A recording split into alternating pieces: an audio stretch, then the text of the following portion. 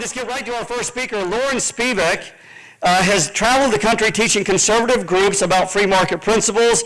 He went to the University of Massachusetts where he got his degree in political science. He teaches a course called economic literacy, and he's done that in 22 states and has done over 300 presentations. He's the author of 2 books, and he's known as the free market warrior. Please help me welcome to the stage Loren Spivack. Thank you.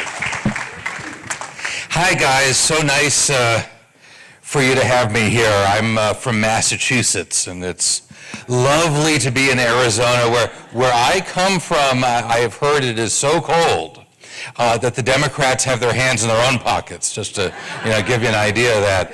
I'm called the free market warrior because I travel all over the United States, literally from Maine to San Diego, and I talk to Tea Party groups and other conservative groups about free market economics. It is my contention that we have to understand how economics works, because somehow or other we manage to become the wealthiest country in the history of the planet. Did you know that? I can even put a date on it. It was 1885 that we passed Britain and became the wealthiest country on earth. Now we're the most indebted country on earth. Our economy is going nowhere, and countries that used to be way behind us are now passing us economically. Last year, China became the largest economy in the world. Well, how does this happen? Is this just random happenstance? Is this like the weather? You can't do anything about it, it just happens? Or could it be because we had one set of economic policies when we were getting richer and richer and richer, and then we switched to the opposite economic policies and have been getting poorer and poorer ever since then? I think that's a possibility. And so I put together about 5 years ago a seminar, which I call Economic Literacy. And it's a seminar I've delivered about 300 times in 22 states, the most recent being Arizona. I did my first Arizona seminar 2 weeks ago for another Tea Party group right around the corner from you. It's slipping my mind. Beg your pardon? Apache Junction, thank you. So anyhow, so my first mission today is to encourage you guys to invite me back and do the whole thing, okay? It's 7 hours, it's 2 nights, but you will know more about economics than you ever thought you were gonna know. It's fun, it's interesting, there is no math. People think that economics is boring and it's math, and it's nothing of the sort. It's about understanding a big part of what it is to be human. And as I talk tonight, just give it some thought. I'll be back in September. So what I was going to talk about in our limited time tonight is I was going to talk a little bit about a piece of economics. I was going to talk about money, because everybody thinks about and talks about, worries about money. But a lot of people misunderstand money. People confuse money with wealth. They seem to be the same thing. How do you know you're wealthy? You got a big pile of money. See, because money is wealth and wealth is money. But it's not true. That is an error. It is a freshman economics student's error to confuse money with wealth. Do you know what money actually is? It's a tool we use to measure wealth. It's not wealth. Excuse me. It's a tool that measures wealth. Kind of like a clock measures time, right? Is a clock the same thing as time? Are those two words synonymous? If I bend back the arm of the clock, do I give myself more time? I break the clock. If I leave the clock alone, it measures time. If I mess with it, it doesn't do anything at all. Why is this relevant? It's relevant because for about 80 years now, the official economic policy of the United States government has been based on the writings of an economic quack named John Maynard Keynes, who back in the 30s said that you could fix a broken economy. How? By throwing money around. He says if the government takes a big bucket of money and dumps it into the economy, we will turn our recession into prosperity. And we've been following his advice ever since then. And so tonight I wanted to talk to you about Keynes and his theories. They're very important that you know them, not because he's right. He's arguably one of the wrongest people in the history of economics. But our country is being run on his theories as we sit here. That's why you need to know what he says. So my first question about Keynes is where do we get the money from to stimulate the economy? If government spending stimulates the economy, where does that money come from? There's only three ways government gets money. They can tax it, they can borrow it, or they can print it. If you know any others, you let me know at the end, okay? So let's go through those. Taxing does not make a whole lot of sense. If the government taxes your money away from you and then gives it back to you, are you stimulated? Well, we could have just left you alone. What was all that about? And in fairness, that's not what Keynes says. Keynes does not say to raise taxes. He actually says to cut taxes. It's funny because his followers have largely forgotten this, that the followers do everything else, that cutting tax part they keep forgetting about. But Keynes says cut taxes and raise spending. He says spend more, tax less, because the secret to prosperity, says John Maynard Keynes, is deficits. He says deficits are good and bigger deficits are better. Do you remember in 2009, Barack Obama had $1 trillion stimulus to stimulate the economy? And a couple of months ago on Fox News, they were celebrating the 5th anniversary. And they have on the obligatory liberal commentator and the obligatory conservative commentator. And what does the liberal lady say? Because they were talking about the fact that it didn't work. It achieved nothing. It achieved what economists call a dead cat bounce. That means that it was like throwing a dead cat on the ground. That's how high the economy bounced after $1 trillion stimulus. So what did the liberal lady say? She said it wasn't big enough. That triggered a memory for me because when I was in college, I was studying about Roosevelt and the New Deal and the Great Depression. And Roosevelt spent all this money to fix the economy and it didn't work. You know it didn't work, right? After 6 years of Roosevelt, the unemployment rate was 18%, not 8%, 18% and rising. And I asked my professor how come it didn't work. And you know what he said? He said it wasn't big enough. So this is a nice trick. It never works. It's never big enough.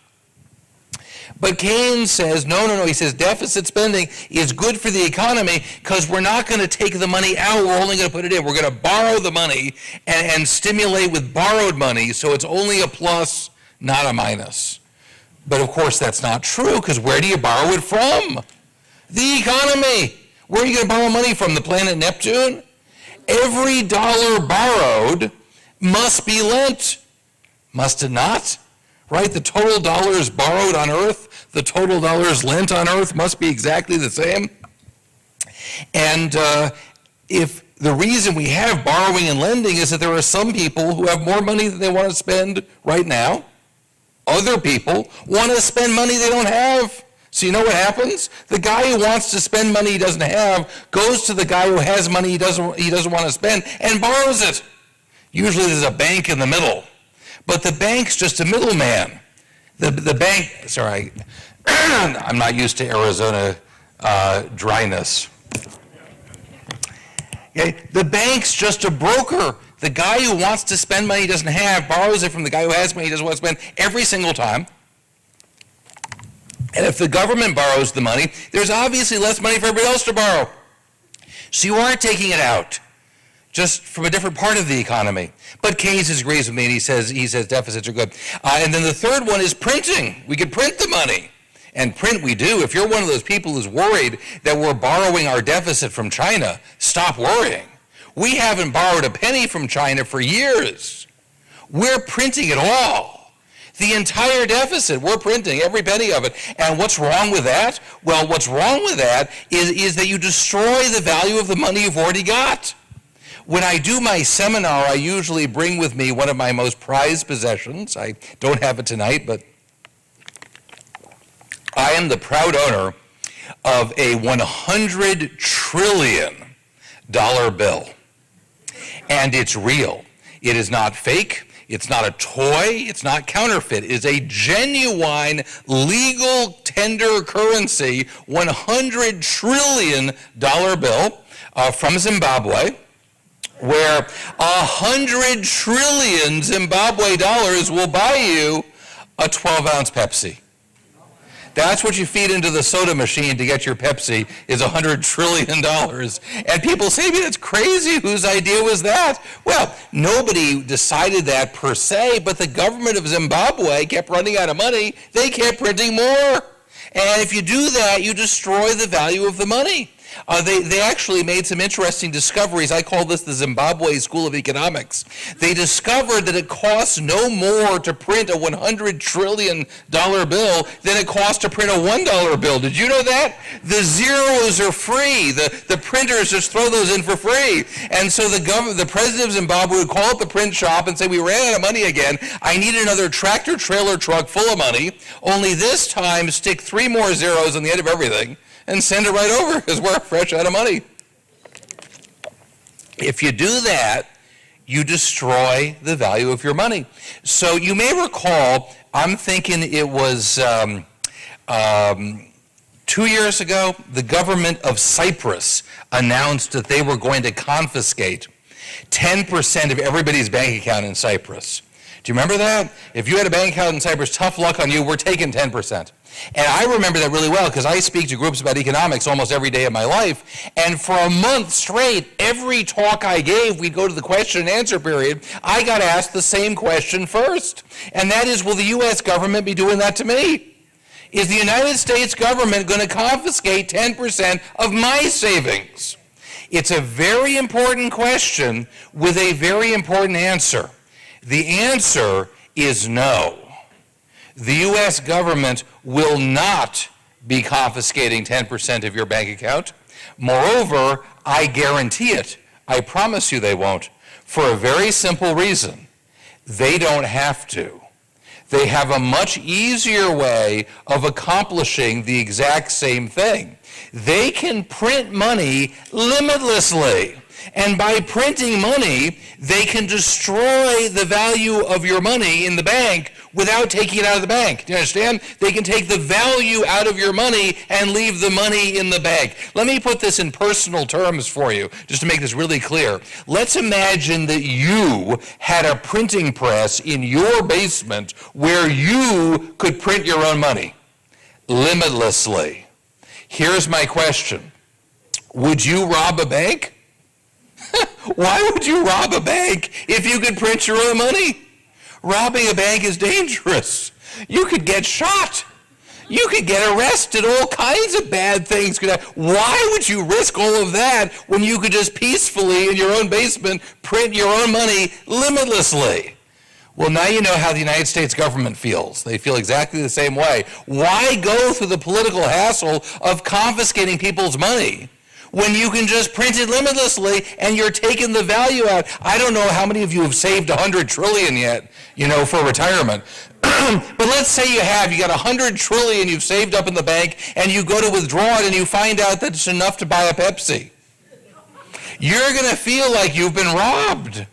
And the bank's going to say, what are you talking about? It's every penny, you count it again, every penny is there. And it is. But the value is gone. Okay? Every time they print a dollar in Washington, they are taking value out of the dollar in your pocket. And so that's the problem with that. But Keynes disagrees with me. He says, no, inflation is good, he says printing is good, deficits are good. Let's go a little notch deeper into Keynes's theory, because I count 14 presidents, from Herbert Hoover to Barack Obama. How many of those 14 do you think believed in Keynesian economics? 13. 13 out of 14. We've had one non-Keynesian president in your entire life. In the last 80 years, one president who did not believe it, everyone did. So here's what Keynes says, and what causes a recession, he says, is that there's too much supply and not enough demand. There's too much stuff, not enough demand for that stuff. So factories lay off workers, right? Because what do they need workers for? There's too much stuff. Why would I pay you to make more stuff if I can't sell the stuff we made last week? So the workers go home. Now the workers don't have paychecks. What happens to demand? It falls further. And Keynes says, look, you're in a trap. You've got too much supply, not enough demand, demand is falling, what you gonna do? Now you might say, well, if the workers went back to work in the factory, the whole things would start turning again and we'd be okay. But Keynes says no. He says that's not the answer. He says, sure, if the workers get their old job back at the factory, demand will go up because now they have money. But so will supply because they're making stuff. He says if supply and demand are out of whack and you raise them both, they're still out of whack. No, no, no, says Keynes. He says, and 13 out of the last 14 presidents, he says, no, no, no, we have to get these workers jobs where they're making money, and so there's more demand, but where they produce nothing. So there's not any more supply. And I was like, where do you find a job like that? Who's going to pay you to produce nothing? And I can see you guys already read Keynes's book in preparation for my coming, because that's exactly what he says. He says the government will hire them to produce nothing, and then we will have more demand and not more supply, and we are on the road to prosperity. Understand that efficiency has nothing to do with this. Okay? If the government hires you to dig a hole in the ground and then fill the hole back in again with the same dirt, perfect job, says Keynes. You're doing nothing, you're making money, we're on the road to prosperity.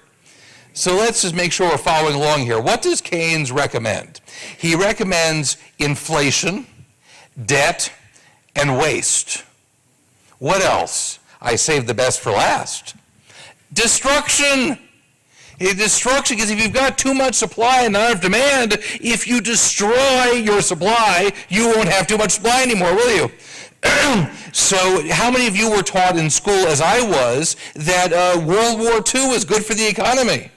Right? All that destruction. Keynes loves wars. His wars are great because soldiers don't produce consumer goods. They shoot bullets at each other, but they get paid. So there's demand without supply. And then they blow stuff up as an added benefit.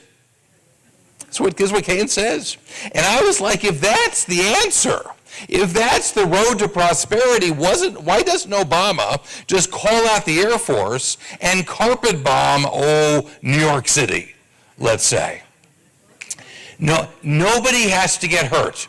We can evacuate everybody ahead of time. We'll bring them down here. I'm sure you guys wouldn't mind putting them up at your place, for a couple weeks. And then we just blast New York City into rubble. Then every unemployed person in America could be given a job rebuilding New York City. Do you understand? We could get unemployment to zero. The only problem is after a certain number of years they would be done, presumably. The work would be done, and you'd have to lay them all off. But you know what you do then? You bomb it again. See, we could keep bombing and building and bombing and building, and we would have 100% employment forever. Except for one more problem. This is insane. And I want to welcome you to the world of mainstream economic thought in America today. There are 1,400 colleges and universities in the United States. How many of them do you think teach this in the economics department? Not as a theory. This is not a theory. This is absolute fact. It's like global warming. This is settled science. We don't even debate it anymore. The road to prosperity is through debt, waste, inflation, and destruction. And then we'll get rich. Oh my goodness, where do we start on this? It's so easy to prove wrong. There's so many strategies. One of my favorite economic lessons is the desert island test. Something about desert islands, the air is so clean and the ocean breezes are so refreshing. If you can't understand a difficult economic problem, go to a desert island, your head will clear, it'll become easy to understand. So I want you guys to take an imaginary trip with me. Let's imagine that all of us were on a ship and we went sailing off somewhere and it was a storm and we get shipwrecked on a desert island like Robinson Crusoe. I was in California last week and they wanted it to be Gilligan's Island, so I'm going to leave that up to you. You can be Robinson Crusoe or Gilligan, your choice. And nobody knows where we are. We have no radio. We could be stuck on this island, for all you know, for the rest of our lives. Would it not be immediately obvious that the way to survive, the way to get the best possible chance of having a decent standard of living, would be for every one of us to produce? That would just be obvious. We wouldn't have to say it. We better all get to work and produce. We would probably have a division of labor, don't you think? Because some people are better at some things, other people are better at other things. We would probably send some people into the woods to hunt for animals we could eat, don't you think? We'd probably have some people catching fish, building huts, mending clothes, picking berries. We'd figure out who did what. And then we'd probably trade. If I caught a fish and you would pick some berries, we could trade off. We'd each have a more balanced meal. Now let's imagine that I was there and I said, well, I'm a Keynesian, so I'm not going to produce anything. But by consuming, I'm going to stimulate you to produce more. Okay, so I understand. So I'm going to lie on the beach all day and get a suntan. But when dinner comes, I'm eating a double portion of dinner. I'm going to eat twice as much dinner as everybody else, and having contributed nothing to it. Okay, and that's really going to rev up our economy. What do you think? Imagine that you built a hut to shelter yourself from the rain so you could sleep at night, not be exposed to the elements. And let's say I came along and I burned your hut to the ground. And I said, see, I've stimulated you. Now you can build it again. You thought you were going to be unemployed tomorrow, but I found you a job rebuilding the hut I burned down. You're welcome. I think I'm going to find myself floating out to sea strapped to a coconut. Okay, I can't imagine anybody wanting me on their island. But I want you to understand that Keynes or Barack Obama or Nancy Pelosi would say, no, he's the secret to your whole economy. It's his enormous appetite that's driving your economy. Really, do you think?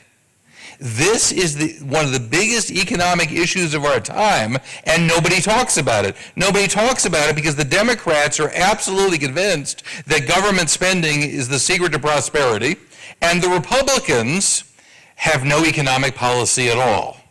The Republican Party has not had an economic policy since 1980. That was the last time that any Republican articulated any economic policy whatsoever. So you've got one position that's wrong, and no one else is saying anything. We got to talk about this. Do you know how you get richer as a country? Well, let's start with it. How do you get richer as an individual? You produce more and consume less. Will you not get wealthier if you produce more and consume less? How about a whole country full of people? We are getting poorer and poorer and poorer because fewer and fewer Americans produce anything. We've got millions on unemployment for years on unemployment. And by the way, why do we have unemployment insurance? Well, we felt compassion for poor unemployed people and wanted to help them out? No. It was invented by Keynes. John Maynard Keynes invented unemployment insurance because that way people would be getting money when they're not producing. So they'd be consuming and not producing, and that's his whole theory that that's good for the economy. That's why we have unemployment insurance. It all comes around to this. We've got millions in government jobs that produce nothing, millions in private sector jobs that only exist because of government regulations, and on it goes. And I can't forget millions of college students staying in college into their 30s, getting graduate degrees in subjects like gay and lesbian studies, African American studies, Hispanic studies, gender. Someone told me his son was studying poverty studies. Okay, there's a road to a bright future, poverty studies. Okay, these aren't subjects. They have nothing to do with producing anything ever. The whole reason to get educated is so you can become a productive member of society. We've just forgotten that. Anyhow, this is the issue, and as I said, if you want, I would love to come back in September and talk to you in more depth about exactly what an economy is and what's going on. Don't clap yet, because I want to tell you real quickly about my books. Years ago, my friends told me I should write a book, and I did, and it was the wrong book. Everybody thought I was going to write a 500-page tome about economics, but I had an epiphany that people don't read 500-page tomes about economics. You could put that on your coffee table, the dust will get 3 inches thick, and no one's ever going to touch it. If you write something that's fun and funny and accessible, you reach millions of people who will never read the economics book. So my first book was called The New Democrat. And it's based on my observation that our president, Barack Obama, is very much like the Cat in the Hat. Has everybody read The Cat in the Hat? Okay, Cat shows up uninvited at this middle-class American home. What's he do when he gets inside? He wrecks the place. He wrecks everything he touches. And I was like, that's kind of like Obama. But the fascinating thing about the Cat's personality is that he never gets it. To the last page of the book, the Cat is utterly convinced that whatever he does must be a good idea. And I was like, that's Obama. You know, could you imagine the man ever perceiving that he's the problem? Like in a million years, the thought would never go to him. It's the exact same personality. And then he's got these two little friends, thing one and thing two. Do you remember? And they became Pelosi and Reid. Okay? And I found myself writing the first history of the Obama years, well, at least the first one in rhyme, and it's all based exactly on the Cat in the Hat. It goes through birth certificates, death panels, bailouts, illegal aliens, like everything you remember from 6 fun-filled Obama years, all done as the Cat in the Hat. And I got my first book review on this. Salon.com said this is the most twisted piece of conservative propaganda print matter out there. I was a happy man that day. That's on the cover now. And I was inspired to write my second book. Who's read The Lorax by Dr. Seuss? Okay, so Dr. Seuss was a huge leftist. He was a member of the Socialist Party of the United States and was into every left-wing cause you've ever heard of. And the Lorax is his environmentalist book. It's about an evil capitalist called the Onceler who cuts down trees and makes consumer goods. And we learn that that's, bad, bad, bad. He drives the trees to extinction. He wipes them out. And then there's no more trees, and he goes out of business. And I read this to my kids. I was like, does that make sense to you? Do you think that capitalists destroy species that their business depends on? Do you think that Colonel Sanders is going to drive the chicken to extinction? I wonder who worries about that. That Colonel Sanders is going to throw every last chicken into the fryer and they'll become extinct and you'll never see a chicken again. I think it's just the opposite. I think Colonel Sanders cares more about the survival of the chicken species than pretty much anybody else on Earth. His whole business depends on it. He probably cares more than the chickens do. There will always be more chickens as long as Colonel Sanders has anything to say about it, because that's how he's going to keep making them. And I'll tell you something else. There are more chickens alive in the world today than ever before in history. Do you know why? Because we like to eat them. That's why. The greatest thing that ever happened to a species is that human beings like to eat you. This is like winning the species lottery, okay? Corn, wheat, cows, chickens, you name it. We shelter you, we clear thousands of acres just for you, we keep the predators away, when you get sick, we call in doctors for you. Okay, what other species get down? In the end, we're going to kill you and eat you. But that was going to happen anyhow. What do you think happens in the wild? Imagine you're a chicken in the wild. How does your life end? You move to Miami and get a condo on South Beach? You're getting killed and eaten, and far more unpleasantly in the wild than on old McDonald's farm. So this was a book that desperately needed to be parodied. Mine is called The Gorax because it stars Al Gore as the Lorax character. And it's about how America used to be free and prosperous because we were free. And then the environmentalist wackos showed up, and step by step, regulation by regulation, drive everybody out of business. So at the end of my book, there are no more businesses. There are no more jobs. The only thing still functioning at the end of my story is the Federal Reserve that keeps printing money. And I'm going to read you the very end of this because this is how I'm going to end my talk. I'm a rare author who doesn't mind telling you how the book ends. So after everything else is gone, this is the very end of my book. He says, So I took a few stones from my factory lot and I spelled out a word that's worth more than I've got. A word that means everything to one who is lost, because freedom is worth it, whatever the cost. And now that you're here, it's all plain to see that freedom itself just isn't free, unless people like you are willing to fight to bring back our freedoms. It'll never be right. So Catch calls the 1%ler. He let something fall. It's the Constitution, the last copy of all. You're in charge of our heritage. Don't let us down. Teach your friends and your children. Spread it around. Stand up for your freedom against socialist schemers, environmentalist wackos, and utopian dreamers. Don't let crackpot economists and left-wing politicians get in the way of your most vital mission. If we can pry our country from these political hacks, maybe our prosperity and all will come back.